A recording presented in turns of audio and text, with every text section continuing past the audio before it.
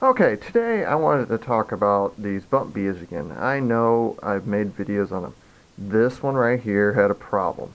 And what's really funny about this thing is that I wrote FPV models and I got a response of what they think is my problem. And what they think is my problem, I'm guessing, is first they thought software. So then I checked software. It has the latest firmware on there for BL Heli. Okay, whoop-de-doo, right? All these ESCs, this one's here is the only one that popped so far, but all these 4 ESCs I bought from them, they're not real expensive, but the thing of it is with these is that only one of them really performed well. One of them performed through the throttle with this Emax motor, 2205 race red bottoms on a 4-inch prop, 2300 kV. This thing should only produce maybe 800 grams of thrust or somewhere around there. I'll have to look at the video. But I mean, it's not a drastic prop. It's a 4x4 prop.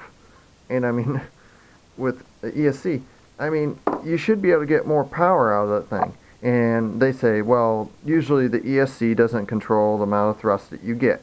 I understand that. Maybe it's just a speed control. I understand that. The thing of it is that I can take, like this ESC right here, the ZTW ESC, the 35 amp, and it'll perform with a lighter prop just fine. I mean, it would take this motor up fine, I'm pretty sure that. It took the GART motor up fine on a 5x4 non-bullnose prop.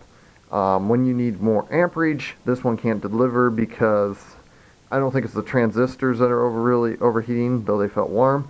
It's that this doesn't have any capacitance behind it to punch real hard. There's only these little capacitors here and this one here for filtering noise, where like a little B ESC, you can't probably see it due to the heat shrink, has all these caps on there. That's why it's bigger. But this thing has a big threshold over. I mean, I've seen them go up to 54 amps, no problem, hardly get warm at all, and just keep on pumping. You know, they really do good. So, the question is here, the guy told me in his email, and I have it, I will copy it and put it in the video here, that the current voltage, usually on when they thrust stand, I guess, or test motors, they do not use a battery. And what I got here is a 4-cell, 5,000 milliamp exact battery I used, just that it was a little less charged than normal. Whoop-de-doo, right? Anyways, he says they do not use that. And then they, you know, just for thrust standing. Well, how else are you supposed to thrust stand? They said, well, a power supply. So, to tell me that I'm going to drag out a power supply, here's a 50 amp power supply, 12 volt, 50 amp power supply, and I'm going to put that on my thrust stand, this is what I use for charging, is ridiculous. I mean, nobody on YouTube that I know of uses a power supply to thrust stand. Everybody I see is got batteries. And the newest upgraded thrust stand that you see on, you know, Hobby King's website, it's got an XT60 soldered in directly, and everybody's plugging in batteries on this silly thing. I mean, that's ridiculous. So what am I supposed to do? To tell me that your ESCs need to be ran by a power supply instead of a battery, you know? I mean, these ESCs need a power supply. Well, what am I supposed to do? Strap this onto my quad and fly around with it then when I get it working? I'm going to need a long stinking extension cord, hello, and besides that, it wouldn't lift it. And that's so stupid. I mean, granted, my race quad's not going to run this battery. But at the same time, you're telling me that it needs a power supply to work for thrust standing, and a battery won't work. How in the world do you know that? And I mean, all these other ESCs I'm testing, I know something about ESCs. I know there's transistors on here, and there's certain kinds of transistors, and you look up the transistor number, and look at the data sheet. Look at the data sheet, and what I think that FPV models has got. I'm not trying to scream at them directly. I'm thinking it's the manufacturer telling them this stuff. So he's just repeating it to me. I think FPV Models got is a bad batch of ESCs from them, and what their bad batch is not really 100% their fault either. It's probably this number on here. Now there is some clones of this type of transistor out, and they probably put some clones on there, because I got one ESC that performs good. I think I left the one hooked up to it. Yeah, this ESC performs great. It has no shimmering, nothing like that. So this had good transistors on it, and they didn't feel hot like the rest of them when I thrust standed them. And they can handle the up and down real fast voltage change. And that's a sign of a good ESC and good programming.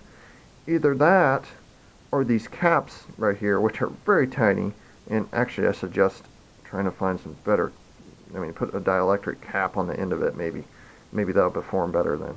Anyways, I think these might have been good, they seem to be running fine.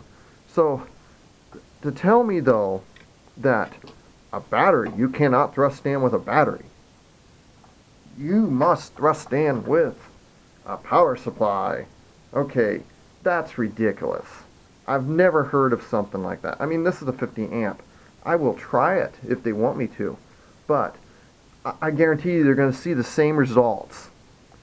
Voltage is voltage, amperage is amperage. And another thing too is this power supply may not be able to handle the quick surges like a battery, because a battery is got the amperage to deliver quick and fast.